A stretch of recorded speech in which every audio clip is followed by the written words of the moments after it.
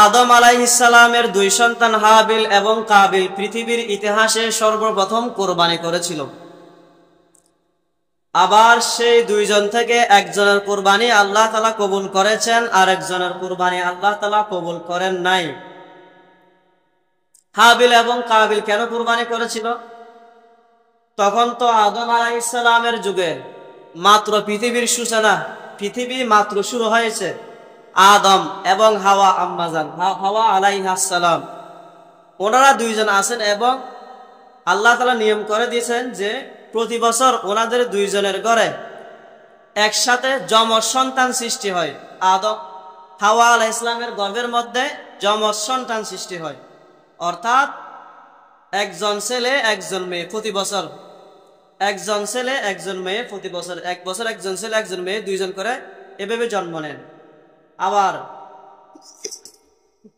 ওনারা যখন বড় হতো বিবাহ শাদীর প্রয়োজন আছে না, তো এখন যে দুইজন সন্তান একসাথে জন্মগ্রহণ করত ছেলে এবং মেয়ে, তাদের উভয়ের মাঝে বিবাহ বন্ধন আবদ্ধ নিষেধ ছিল, হারাম ছিল।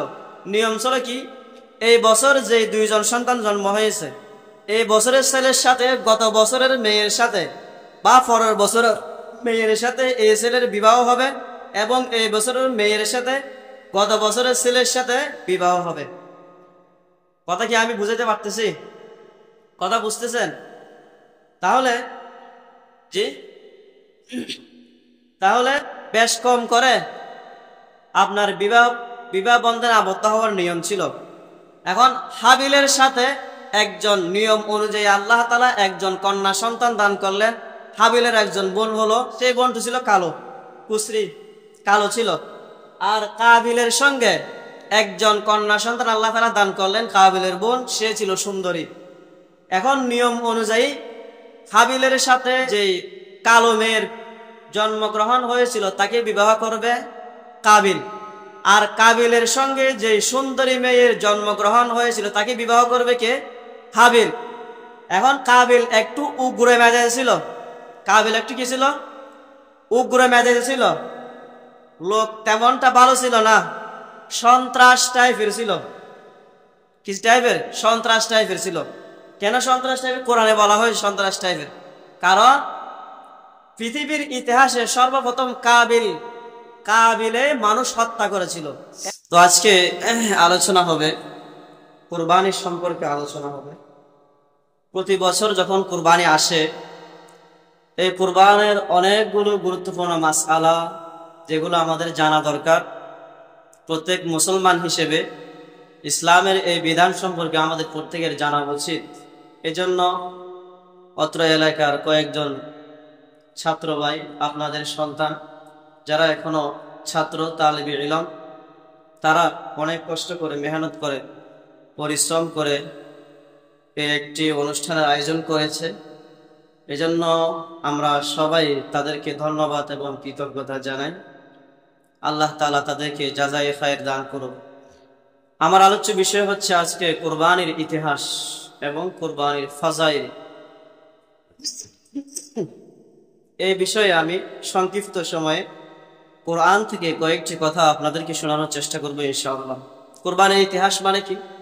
কুরবানির ইতিহাস হচ্ছে যে কুরবানি তো এক সময় ছিল না, সর্বপ্রথম কুরবানি কে করেছে, এই কুরবানির যে পদ্ধতি, যে নিয়ম, এটা কিভাবে আমাদের পর্যন্ত এসেছে, কিভাবে শুরু হলো, এবং আমরা যদি কুরবানি করি, গরু জবাই করি, টাকা পয়সা খরচ করে, তাহলে আল্লাহ তাআলা এর বিনিময়ে আমাদেরকে কি পরিমাণ সওয়াব দান করবেন, আমাদের কি লাভ হবে, ফায়দা কি হবে, ফাজাইল, এই সম্পর্কে দুইটি কথা আপনাদের সামনে বলবো ইনশাআল্লাহ। সর্বপ্রথম কথা হলো যে কুরবানির ইতিহাস। আমরা যে কুরবানি করি এটা এক সময় ছিল না। পৃথিবীর ইতিহাসে সর্বপ্রথম কুরবানি করেন আদম আলাইহিস সালামের সন্তান দুই ছেলে হাবিল এবং কাবিল। আমরা অনেকে শুনেছি, কুরআনে তাদের কথা বর্ণিত রয়েছে। আমাদের সকলের আদি পিতার নাম কি আমরা সবাই জানি? আমাদের পিতার নাম কি? আদি পিতা আদম আলাইহিস সালাম। ধর্মীয় পিতা হচ্ছে মিল্লাতা আবিকুম ইব্রাহিম, ইব্রাহিম আলাইহিস সালাম ধর্মীয় পিতা, মূলত আদি পিতা, যার মাধ্যমে মানুষ সভ্যতা, মানুষ শুরু হয়েছে, যার মাধ্যমে তিনি হচ্ছেন হযরত আদম আলাইহিস সালাম। তাহলে সর্বপ্রথম কুরবানি করেছে কে? আদম আলাইহিস সালামের দুই সন্তান হাবিল এবং কাবিল। সর্বপ্রথম পৃথিবীর ইতিহাসে, এর পূর্বে আর কেউ কুরবানি করে নাই। তো ওনারা কেন কুরবানি করেছিল? হাবিল এবং কাবিল কুরবানি দিয়েছিল কেন, কিভাবে, কি দিয়ে কুরবানি দিয়েছিল? সবগুলো কোরআনের মধ্যে এসেছে। আল্লাহ তাআলা সূরা মায়েদার আয়াতের মধ্যে বলেছেন, আল্লাহ তাআলা বলেন, ওয়াতলু আলাইহিম নাবা আবনাই আদম বিল হক ইয কররাবা কুরবানান ফাতুকুব্বিলা মিন আহাদিহিমা ওয়া লাম ইউতাকাব্বাল মিনাল আখার। ওয়াতলু আলাইহিম নাবা আবনাই আদম বিল হক। আপনি হে মুহাম্মদ, আল্লাহ তাআলা মুহাম্মদ সাল্লাল্লাহু আলাইহি ওয়াসাল্লামকে উদ্দেশ্য করে বলছেন, আপনি আপনার উম্মতের মাঝে আদম আলাইহিস সালামের দুই সন্তানের কথা বর্ণনা করুন, যারা কি করেছিল? ইজ কররাবা কুরবানান। আল্লাহ তাআলা বলছেন, যখন তারা দুইজন কুরবানি করেছিল। কররাবা কুরবানান মানে কুরবানি করেছিল দুইজনে। ফাতুকুব্বিলা মিন আহাদিহিমা, দুইজনের একজনের কুরবানি আল্লাহ তাআলা কবুল করেছেন। ওয়ালাম ইউতাকাব্বাল মিনাল আখার, দ্বিতীয় জনের কুরবানি আল্লাহ তাআলা কবুল করেন নাই। কোরআনের মধ্যে আল্লাহ তাআলা বলতেছে। তাহলে আদম আলাইহিস সালামের দুই সন্তান হাবিল এবং কাবিল পৃথিবীর ইতিহাসে সর্বপ্রথম কুরবানি করেছিল। আবার সেই দুইজন থেকে একজনের কুরবানি আল্লাহ তাআলা কবুল করেছেন, আর একজনের কুরবানি আল্লাহ তাআলা কবুল করেন নাই। হাবিল এবং কাবিল কেন কুরবানি করেছিল? তখন তো আদম আলাইহিস সালামের যুগে মাত্র পৃথিবীর সূচনা, পৃথিবী মাত্র শুরু হয়েছে। আদম এবং হাওয়া, আম্মাজান হাওয়া আলাইহাস সালাম, ওনারা দুইজন আছেন এবং আল্লাহ তাআলা নিয়ম করে দিয়েছেন যে প্রতি বছর ওনাদের দুইজনের ঘরে একসাথে যমজ সন্তান সৃষ্টি হয়। আদম হাওয়া আলাইহিস সালামের গর্ভের মধ্যে যমজ সন্তান সৃষ্টি হয়, অর্থাৎ একজন ছেলে একজন মেয়ে প্রতি বছর, একজন ছেলে একজন মেয়ে প্রতি বছর, এক বছর একজন ছেলে একজন মেয়ে দুইজন করে এভাবে জন্ম নেন। আবার ওনারা যখন বড় হতো, বিবাহ শাদীর প্রয়োজন আছে না? তো এখন যে দুইজন সন্তান একসাথে জন্মগ্রহণ করত, ছেলে এবং মেয়ে, তাদের উভয়ের মাঝে বিবাহ বন্ধন আবদ্ধ নিষেধ ছিল, হারাম ছিল। নিয়ম ছিল কি, এই বছর যে দুইজন সন্তান জন্ম হয়েছে, এই বছরের ছেলের সাথে গত বছরের মেয়ের সাথে বা পরের বছরের মেয়ের সাথে এই ছেলের বিবাহ হবে, এবং এই বছরের মেয়ের সাথে গত বছরের ছেলের সাথে বিবাহ হবে। কথা কি আমি বুঝাতে পারতেছি? কথা বুঝতেছেন? তাহলে জি, তাহলে বেশ কম করে আপনার বিবাহ বন্ধনে আবদ্ধ হওয়ার নিয়ম ছিল। এখন হাবিলের সাথে একজন নিয়ম অনুযায়ী আল্লাহ তাআলা একজন কন্যা সন্তান দান করলেন। হাবিলের একজন বোন হলো, সেই বোনটি ছিল কালো, কুশ্রী কালো ছিল। আর কাবিলের সঙ্গে একজন কন্যা সন্তান আল্লাহ তাআলা দান করলেন, কাবিলের বোন, সে ছিল সুন্দরী। এখন নিয়ম অনুযায়ী হাবিলের সাথে যে কালো মেয়ের জন্মগ্রহণ হয়েছিল তাকে বিবাহ করবে কাবিল, আর কাবিলের সঙ্গে যে সুন্দরী মেয়ের জন্মগ্রহণ হয়েছিল তাকে বিবাহ করবে কে? হাবিল। এখন কাবিল একটু উগ্র মেজাজে ছিল। কাবিল একটু কি ছিল? উগ্র মেজাজে ছিল। লোক তেমনটা ভালো ছিল না, সন্ত্রাস টাইপের ছিল। কি টাইপের? সন্ত্রাস টাইপের ছিল। কেন সন্ত্রাস টাইপের? কোরআনে বলা হয় সন্ত্রাস টাইপের, কারণ পৃথিবীর ইতিহাসে সর্বপ্রথম কাবিলে মানুষ হত্যা করেছিল। এর আগে কেউ মানুষ হত্যা করে নাই। সন্ত্রাসী কে করেছে? সর্বপ্রথম পৃথিবীর ইতিহাসে কাবিলে, এই জন্য সে সন্ত্রাস টাইপের। তাহলে এখন কাবিলের বাগে যে কন্যা সন্তান পড়লো সে ছিল কালো। এখন কাবিল বলছে, আমি এই কালো মেয়েকে বিবাহ করব না, আমার সাথে যে সুন্দরী মেয়ে জন্মগ্রহণ করেছে আমি তাকে বিবাহ করব। কিন্তু আদম আলাইহিস সালাম তিনি তখন নবী, তিনি বলতেছেন এরকম তো হতে পারে না। আল্লাহ তাআলা সৃষ্টি করেছেন, আল্লাহ তাআলা নিয়ম করে দিয়েছেন অন্য জোড়ার সাথে তোমার বিবাহ হবে, তোমার সাথে যে কন্যা সন্তানের জন্ম হয়েছে তাকে তুমি বিবাহ করতে পারবা না, আল্লাহ তাআলা এটা নিষেধ করেছেন। সে মানতে চায় না, কাবিল মানে না।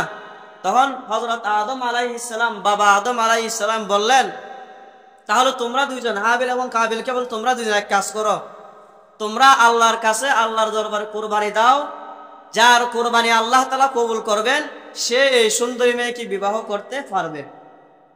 এখন তখনকার যুগ কুরবানি দেওয়ার যে কোনো, যার কাছে যা আছে,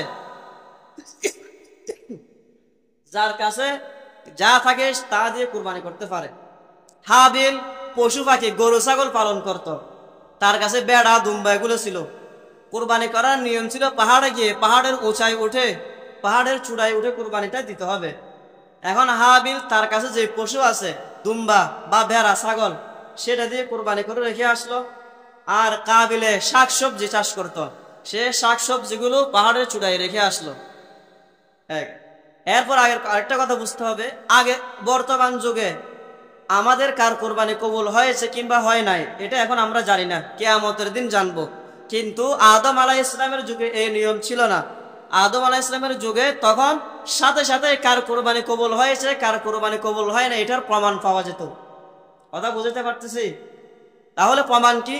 যার কোরবানি কবুল হবে, আসমান থেকে একটা আগুন আসবে, আসমান থেকে একটা আগুন আসবে, আগুন এসে যার কোরবানি কবুল হবে ওই কোরবানিকে জ্বালিয়ে দিবে। আর যার কোরবানি কবুল হবে না তার কোরবানিকে আগুন স্পর্শ করবে না, জ্বালাবে না। তখন হাবিল এবং কাবিল যখন পাহাড়ের মধ্যে তাদের কোরবানিগুলো রেখে আসলো, তখন দেখা গেল আসমান থেকে আগুন এসে হাবিলের কোরবানিকে জ্বালিয়ে দিয়েছে, কিন্তু কাবিলের কোরবানিকে জ্বালাই নাই। তাহলে এখন ফলাফল কি দাঁড়ালো? হাবিল ওই সুন্দরী মেয়েকে কে বিবাহ করতে পারবে? হাবিল বিবাহ করতে পারবে, কাবিল বিবাহ করতে পারবে না, কারণ তো তার কোরবানি কবুল হয় নাই। সেইখান থেকে আপনার এই কোরবানির ইতিহাস সূচনা হয়েছে। আরো লম্বা চূড়া ইতিহাস আছে, সেদিকে আমি যাচ্ছি না, সময় যেহেতু কম। তবে আমরা বর্তমান যুগে যে কোরবানি করি, আমাদের সমাজে এই ইসলাম ধর্মের মধ্যে মুহাম্মদুর রাসূলুল্লাহ সাল্লাল্লাহু আলাইহি ওয়াসাল্লামের যুগ থেকে আজকে 1400 বছর পর্যন্ত যে কোরবানির প্রথা, কোরবানির যে নিয়ম প্রচলিত আছে, এটা হচ্ছে হাবিল এবং কাবিল যে কোরবানি করেছেন সেই কোরবানি না। এটা হচ্ছে হযরত ইব্রাহিম আলাইহিস সালাম যে কোরবানি করেছিল সেই কোরবানির স্মৃতিচারণ। সেই কোরবানির কি স্মৃতিচারণ হিসেবে, স্মৃতি হিসেবে এখনো পর্যন্ত আল্লাহ তাআলা রেখে দিয়েছেন। আল্লাহ তাআলা সেই কোরবানির ইতিহাস কোরআনুল কারীমের মধ্যে সব আছে। এই কোরআনের মধ্যে আল্লাহ তাআলা বলতেছেন যে ইব্রাহিম আলাইহিস সালাম একজন আল্লাহর নবী ছিলেন, অনেক বড় নবী ছিলেন, এবং আল্লাহ তাআলা ইব্রাহিম আলাইহিস সালামকে অনেক বেশি ভালোবাসতেন, অনেক বেশি পছন্দ করতেন। এবং আল্লাহ তাআলা ইব্রাহিম আলাইহিস সালামকে অনেকগুলো ঈমানি পরীক্ষা নিয়েছেন। আল্লাহ তাআলা ইব্রাহিম আলাইহিস সালামের কাছ থেকে অনেকগুলো ঈমানি পরীক্ষা নিয়েছেন। সেইখান থেকে একটি পরীক্ষা হলো ইব্রাহিম আলাইহিস সালাম বিবাহ করেছেন, অনেক বছর হয়ে গেছে, ছেলে সন্তান হচ্ছে না। কোন কোন মুফাসসিরিন বলেছেন বিবাহ করার পর ইব্রাহিম আলাইহিস সালামের বয়স 80 বছর হয়ে গেছে, এখনো নিঃসন্তান, কোনো ছেলে সন্তান নাই, সবাই বৃদ্ধ। 80 বছর মানে অনেক বয়স। আবার কেউ কেউ বলছেন 100 বছর পার হয়ে গেছে। ইব্রাহিম আলাইহিস সালাম, ইব্রাহিম নবী বিবাহ করার পর কত বছর অতিবাহিত হয়ে গেছে? 100 বছর। কিন্তু আল্লাহ তাআলা এখনো পর্যন্ত কোনো ছেলে সন্তান দান করেন নাই।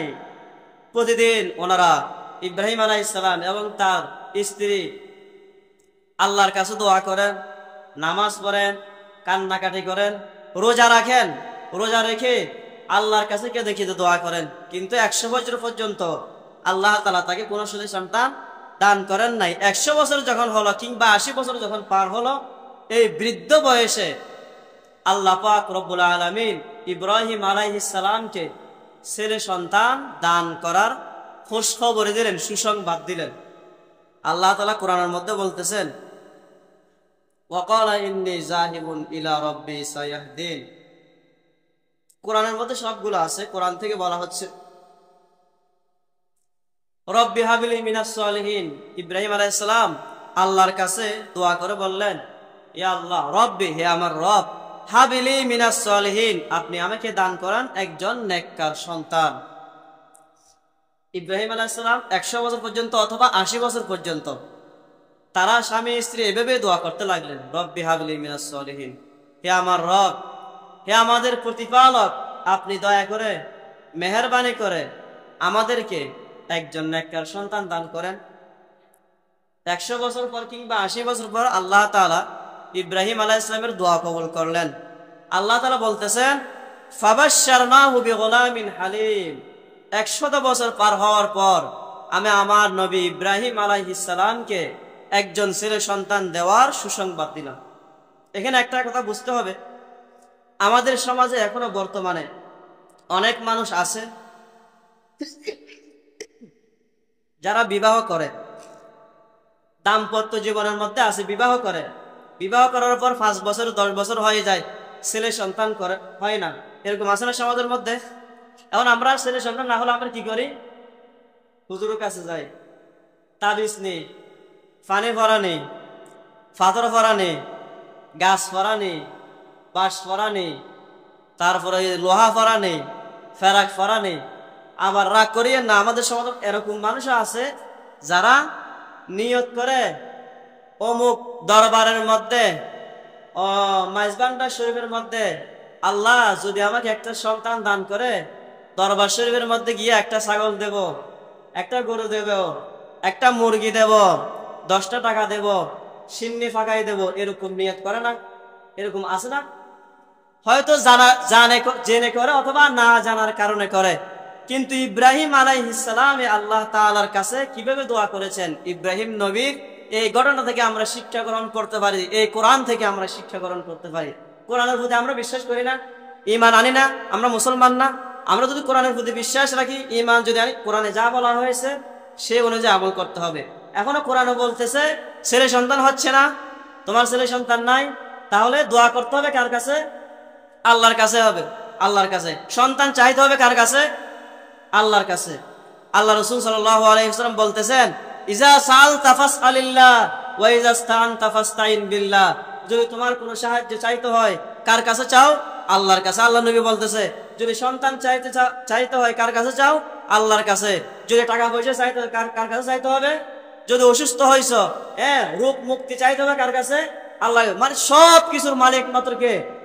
আল্লাহ ছাড়া আর কেউ, পৃথিবীর আর কোন শক্তি, আল্লাহ ছাড়া আর কোন মানুষ, কোন পীর, কোন ওলি, কোন বুজুর্গ, কোন বড় আলেম কিছু করতে, কিছু দিতে পারে না। এই বিশ্বাস এবং ঈমান রাখতে হবে। এই জন্য কোরআনের কথাগুলো আমাদেরকে মানতে হবে। কোরআনে বলতেছে একটা, এখন কোরআনে আমাদেরকে যেটা বলে গেছে, আল্লাহ রসুল আমাদেরকে যেটা বলে গেছেন সেটা আমরা করি না, অন্যটা করি। এই জন্য আমাদের ছেলে সন্তান হচ্ছে না। আমাদেরকে সঠিক পথে আসতে হবে, কোরআনের পথে আসতে হবে, কোরআনের মতো চলতে হবে, কোরআন অনুযায়ী জীবন পরিচালনা করতে হবে।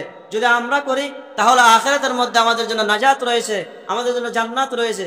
আর যদি আমরা কোরআন ছেড়ে দিই, কোরআন অনুযায়ী যদি আমল না করি, কোরআন অনুযায়ী যদি আমাদের জীবন যাপন না করি, তাহলে আমাদের জন্য নাজাতের উসিলা হবে না, আখিরাতের মধ্যে আমাদের জন্য নাজাত হবে না, আমরা মুক্তি পাবো না। জান্নাতে যাওয়া আমাদের জন্য কখনো কশ্চিন কালেও সহজ হবে না। এই জন্য কোরআন অনুযায়ী চলতে হবে, কোরআন মানতে হবে, কোরআনকে সারা জীবনের মধ্যে ধারণ করতে হবে, কোরআন অনুযায়ী জীবন যাপন করতে হবে। দেখেন, ইব্রাহিম আলাইহিস সালামের 100 বছর পার হয়ে গেছে। 100 বছর পর আল্লাহ তাআলা একজন ছেলে সন্তানের খুশখবর দিলেন, সুসংবাদ দিলেন। একজন ছেলে সন্তানের কি দিলেন? সুসংবাদ দিলেন, তোমার ছেলে সন্তান হবে। তাহলে ইব্রাহিম আলাইহিস সালামের ছেলে সন্তান হলো, যার নাম রাখলেন ইসমাইল আলাইহিস সালাম করে। তাহলে ইব্রাহিম নবীর ছেলের নাম কি? ইসমাইল। তিনিও কিন্তু নবী, তিনিও পরবর্তী কি হয়েছেন? নবী হয়েছেন। ইসমাইল আলাইহিস সালাম দুনিয়াতে আসলেন। আমাদের যখন নতুন বিবাহ করি, প্রথমে যখন ছেলে সন্তান হয়, আমরা খুশি হই না বেজার হই? খুশি হই। আনন্দের কোনো সীমা থাকে না, আনন্দের কোনো সীমা থাকে না। আর যেখানে ইব্রাহিম আলাইহিস সালাম 100 বছর বয়সের মধ্যে ছেলে সন্তানের বাবা হয়েছেন, তার কি খুশির সীমা আছে? সীমা নাই। অনেক বেশি আনন্দিত হয়েছেন, অনেক বেশি খুশি হয়েছেন।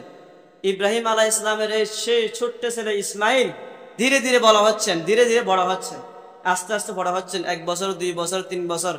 মুফাসসিরিন একরাম বলতেছেন ইব্রাহিম আলাইহিস সালামের বয়স যখন 8 বছর কিংবা 10 বছর অথবা 14 বছর হয়েছে। ক বছর? 8, 10 কিংবা 14 বছর যখন হলো, কোরআনের মধ্যে বলতেছে ফালাম্মা বালাগা মাহুস সায়া, অর্থাৎ ছেলে সন্তান যখন বাবার সাথে একটু একটু কাজ করতে পারে, হালকা বাবার কাজের মধ্যে সাহায্য সহযোগিতা করতে পারে।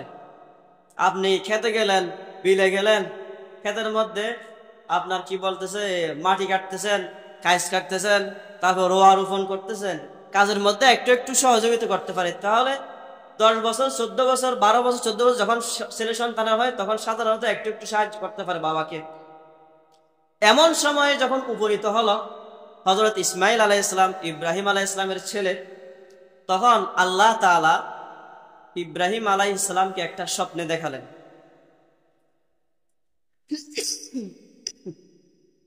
আল্লাহ তাআলা ইব্রাহিম আলাইহিস সালামকে একটা কি দেখালেন? স্বপ্ন দেখালেন। স্বপ্নের মধ্যে দেখালেন যে কি, এই যে কুরবানির ইতিহাস যে ঘটনাগুলো আছে, এই ঘটনাগুলো বলতে গিয়ে অনেকে অনেক ধরনের ঘটনা কাহিনী বলে, যেগুলো আসলে মূল কোরআন এবং হাদিসের সহিহ হাদিসের মধ্যে নাই। কিছু কিছু হাদিস আপনার দুর্বল, আবার কিছু কিছু হাদিস নিয়ে আসে জাল। আমাদের দেশে 2 রকম টাকা আছে, একটা হচ্ছে আসল টাকা আর একটা হচ্ছে জাল টাকা। শুনছেন না জাল টাকা? আপনি 500 টাকার একটা নোট নিয়ে গেছেন, ভালো টাকা, তাহলে বাজার করতে পারবেন না সেটা দিয়ে। আর যদি আপনি একটা 500 টাকার নোট নিয়ে দেখেন জাল টাকা, বাজার করতে পারবেন? তাহলে জাল টাকা টাকা টাকা না, জাল টাকা কিনা?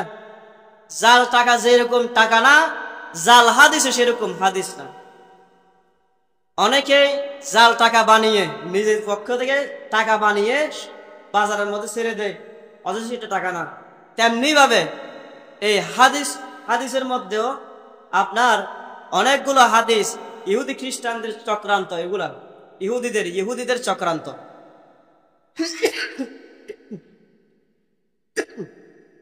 ইহুদিরা কি করে? আহলে কিতাব বলা হয় তাদেরকে, ইহুদি। তারা নিজের পক্ষ থেকে রাসূলের নামে হাদিস বানিয়ে আমাদের ইসলামকে সমালোচিত করার জন্য, ইসলামের বিরুদ্ধে ষড়যন্ত্র স্বরূপ তারা কি করে? হাদিস, নিজে মন গড়া হাদিস বানিয়ে রাসূলের নামে চালিয়ে দেয়, অথচ সেটা কিনা হাদিস না, জাল হাদিস। মানুষ শুনে মনে করে সেগুলো হাদিস, অথচ কিনা হাদিস না, জাল হাদিস বলা হয় এগুলো। তো এই ঘটনাগুলোর মধ্যে, কুরবানির ইতিহাসের মধ্যে অনেকগুলো জাল হাদিস আছে, আহলে কিতাবদের অনেকগুলো বর্ণনা আছে, ইসরায়েলের রওয়ায়াত বলা হয় এগুলোকে। তো আমরা কুরবানির ইতিহাস ততটুকু বলবো যতটুকু কোরআন এবং সহিহ হাদিসের মধ্যে আছে। আল্লাহ পাক কোরআনের মধ্যে কুরবানির ইতিহাস ইব্রাহিম আলাইহিস সালামের ঘটনা বলে দিয়েছেন। ইতিহাস বলতে কি অনেকে বলেন যে ইব্রাহিম আলাইহিস সালাম, আপনার ইব্রাহিম আলাইহিস সালাম স্বপ্ন দেখলেন, প্রথমে তার প্রিয় বস্তুকে জবাই করতেছেন। তিনি 100টা উট জবাই করলেন প্রথম দিন। দ্বিতীয় দিন আবার দেখলেন, তুমি জবাই করো, তোমার প্রিয় বস্তুকে জবাই করে দাও। আবার 100টা উট জবাই করলেন। এরপর তৃতীয় দিন আবার 100টা উট জবাই করলেন। এরপর তিনি মনে করলেন যে কি, আসলে উট তো জবাই করতে আল্লাহ তাআলা বলতেছেন না, আমাকে আমার সবচেয়ে প্রিয় বস্তু হচ্ছে হযরত ইসমাইল আলাইহিস সালাম, তাকে জবাই করতে বলা হচ্ছে। কিন্তু কোরআনের মধ্যে বলতেছে, দেখেন এগুলো তো আমরা শুনে এসেছি যে উট জবাই করলেন, কিন্তু আল্লাহ তাআলা কোরআনের মধ্যে বলতেছেন ইন্নী আরা ফিল মানাম আন্নী আসবাহুকা। আল্লাহ তাআলা ইব্রাহিম আলাইহিস সালামের ঘটনা কোরআনে বলতেছেন, ইব্রাহিম আলাইহিস সালাম স্বপ্ন দেখলেন যে আরা ফিল মানাম, মানে ইব্রাহিম বলতেছেন আমি স্বপ্নের মধ্যে দেখলাম। কি দেখলাম? আন্নী আসবাহুকা, হে ইসমাইল আমি তোমাকে জবাই করতেছি। তাহলে